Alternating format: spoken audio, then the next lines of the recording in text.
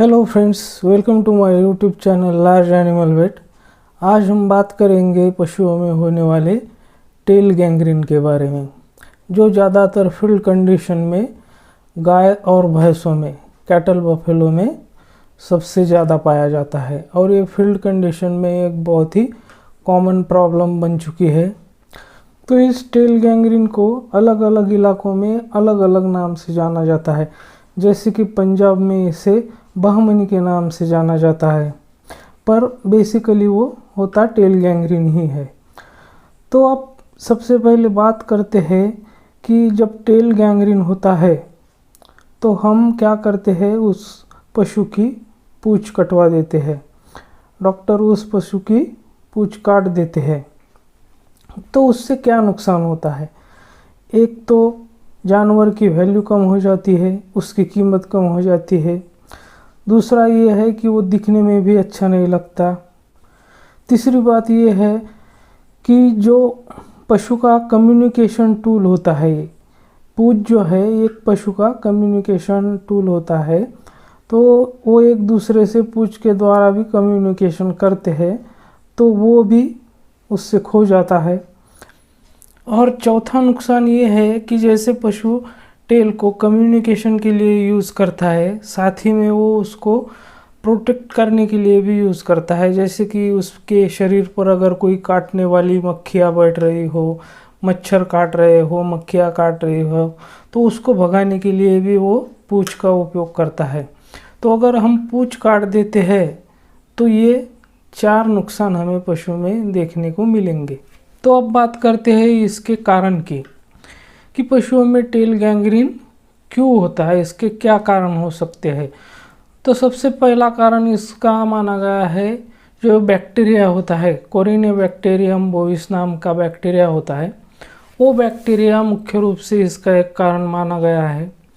दूसरा कारण है कि फैटी एसिड की डिफिशियंसी।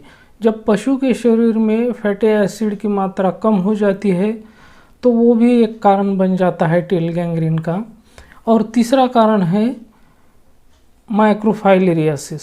जो माइक्रोफाइलेरिया होते हैं तो वो जो ब्लड पैरासाइट होते हैं, तो उसको भी एक इसका कारण माना गया है।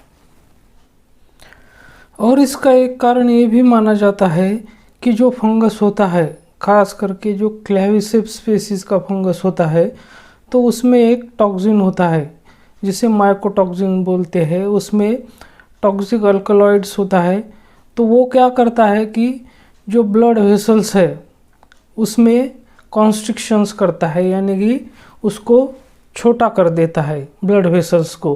खास करके जो एक्सट्रीमिटीज़ है, जैसे कि टेल, जो पूंछ में ब्लड सप्लाई होता है, तो वहाँ की वेसल्स को वो कॉन्स्ट्रिक्ट कर देता है, छोटा कर देता है। उसकी वजह से क्या होता है कि ब्लड सप्लाई जो है वो पूंछ के सिरे तक, पूंछ के एंड तक नहीं पहुंच पाता है, तो वहाँ पर टिश्यू की डेथ हो जाती है और वहीं से गैंग्रीन की शुरुआत हो जाती है। तो इसीलिए हमें ऐसा चारा पशु को नहीं खिलाना चाहिए जिस पर फंगस की ग्रोथ हो चुकी हो। जो हम चारा, कोई भी घास हो या ज्वार के पौधे हो, मक्के के पौधे हो, बाजरे के पौधे हो, उसको हम सुखा करके पशु को चारे के लिए रख देते हैं, स्टोर करके रख देते हैं, तो उस पर फंगस की ग्रोथ हो जाती है। तो ऐसी फंगस की ग्रोथ जब होती है तो वहाँ पर उस चारे में हमें काले काले धब्बे नज़र आते हैं। तो ऐसा चारा हमें अपने पशुओं को खिलाने से परहेज करना चाहिए। ऐसा खाना हमें अपने पशुओं को नहीं देना चाहिए। तो कुछ हद तक हम इस पर, टेल गैंग्रीन पर रोक पा सकते हैं। तो अब बात करते हैं इसके लक्षणों के बारे में। तो टेल गैंग्रीन जब अपने पशु में होता है तो क्या लक्षण दिखाई देंगे? वैसे तो पशु के पूंछ में बहुत सारे बाल होते हैं, इसलिए हमें पशु के जो टेल है उसकी देखभाल करती रहनी होगी, उसको टाइम टाइम पर चेक करते रहना होगा। तो शुरुआती दौर में हमें क्या लक्षण दिखाई देंगे कि वो जो पूंछ है वो सूखने लग जाएगी, उसके बाल झड़ने लग जाएंगे। हो सकता है वहाँ पर कोई छोटा सा जख्म हमें देखने को मिल सकता है। पूंछ काली पड़ने लग जाएंगी, वहाँ पे थोड़ी स्वेलिंग आ जाएगी। तो जब ऐसे लक्षण हमें दिखाई देते हैं तो हमें तुरंत उस पर ध्यान देना होगा। बात करते हैं इसके उपचार के बारे में, यानी कि ट्रीटमेंट के बारे में, कि अगर हमारे पशु में टेल गैंग्रीन हो जाता है तो हम उसका कैसे उपचार करेंगे। तो हमें तो पशु की पूंछ काटनी है नहीं, तो उसके लिए हमें क्या करना होगा, सिर्फ हमें 3 चीज़ों की ज़रूरत पड़ेगी जो आप स्क्रीन के साइड में देख रहे हैं। एक तो केओलिन पाउडर है, और दूसरा बोरिक एसिड पाउडर है, और ये जो तीसरा है ये जिंक ऑक्साइड है। तो इन तीनों पाउडर को हमें एक जैसी मात्रा में मिलाना है। मतलब कि अगर हमने केओलिन 10 ग्राम लिया है तो बोरिक एसिड और जिंक ऑक्साइड भी हमें 10-10 ग्राम लेना होगा। अगर हमने केओलिन 50 ग्राम लिया है तो बोरिक एसिड भी 50 ग्राम लेना है और जिंक ऑक्साइड भी 50 ग्राम लेना है। तो इन तीनों को मिक्स करके, इन तीनों पाउडर को एक साथ अच्छे से मिक्स करना है और पूंछ पर उसको छिड़काव करना है।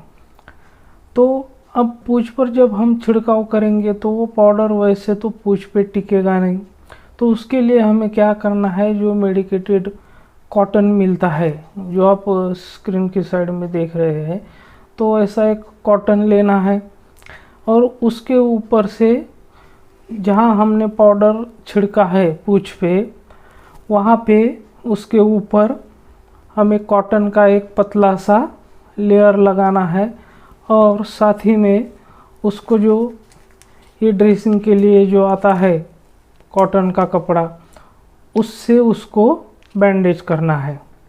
तो हमें ये हर दिन करना है, उसको हर दिन खोलना है, नया पाउडर डालना है, फिर से नई ड्रेसिंग करनी है। तो हमें ऐसा उसको 4 दिन से 7 दिन तक करना पड़ सकता है, लेकिन 7 दिन तक पशु 100% रिकवर हो जाएगा। उसमें पूंछ काटने की बिल्कुल भी ज़रूरत नहीं पड़ेगी। अगर मेरी वीडियो आपको अच्छी लगी तो प्लीज़ लाइक, शेयर और सब्सक्राइब करना ना भूलें। मेरे साथ बने रहने के लिए धन्यवाद।